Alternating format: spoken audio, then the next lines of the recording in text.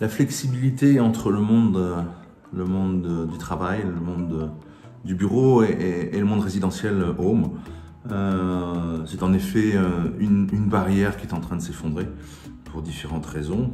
On assiste à l'évolution depuis différentes années des comportements. On travaille peut-être de moins en moins, on travaille différemment et on travaille beaucoup avec des nouveaux outils qui sont constamment en pleine évolution. L'arrivée du digital est complètement, depuis des années, on le vit maintenant, c'est presque Ces outils connectés que nous avons autour de nous du matin au soir nous permettent d'échanger, de communiquer, un vaste sujet, mais en tout cas de travailler sur des espaces complètement différents, hybrides. Donc voilà, tout ça a une conséquence sur l'évolution du mobilier. Pendant des années et des décennies, le mobilier de bureau a été pensé par des industriels qui ont fait le focus sur un marché bien défini, qui était le bureau.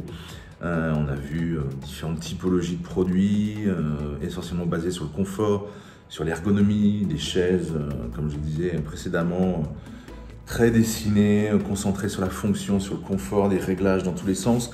L'arrivée du digital, la montée en puissance des outils digitaux. Donc on assiste à le début de nouvelles façons d'essayer d'aborder le mobilier pour avoir une transversalité. Tout le temps, il n'y a rien de révolutionnaire dans tout ça.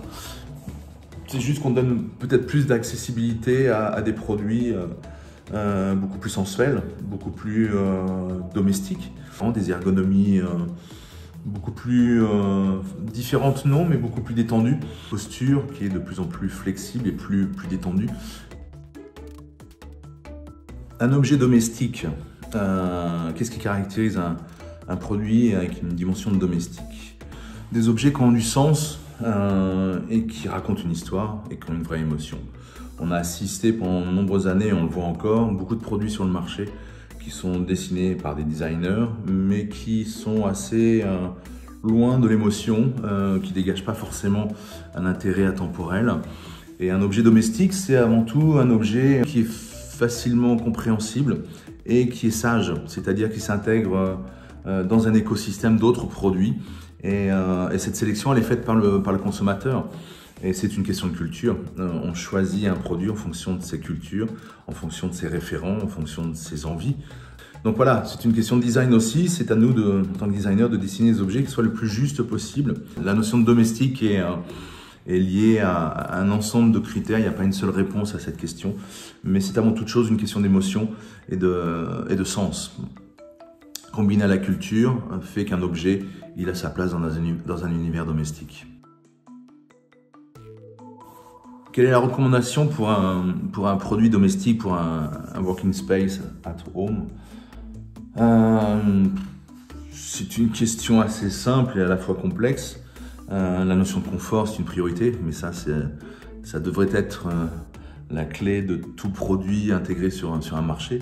C'est une notion de confort parce que ces nouvelles ergonomies de travail qui poussent les employés à travailler à la maison. Et puis à partir de là, c'est de respecter là encore, que ce ne soit pas des objets à prothèse. On ne va pas vendre dans un univers domestique des chaises de bureau telles qu'elles ont été dessinées pendant des années avec toutes ces fonctions qui servent souvent bien à rien. Mais voilà, c'est de travailler sur des produits justes qui s'intègrent avec les autres fonctions de l'habitat, à savoir le dîner, la convivialité, la vie de famille, et sans qu'on ait des objets qui soient forcément intégrés, qui ne soient pas en raccord avec la culture, avec l'architecture intérieure de chaque espace privé. Donc voilà, c'est de proposer des typologies de produits qui soient, là encore, importantes aussi. C'est vraiment de réfléchir à cette notion de connexion.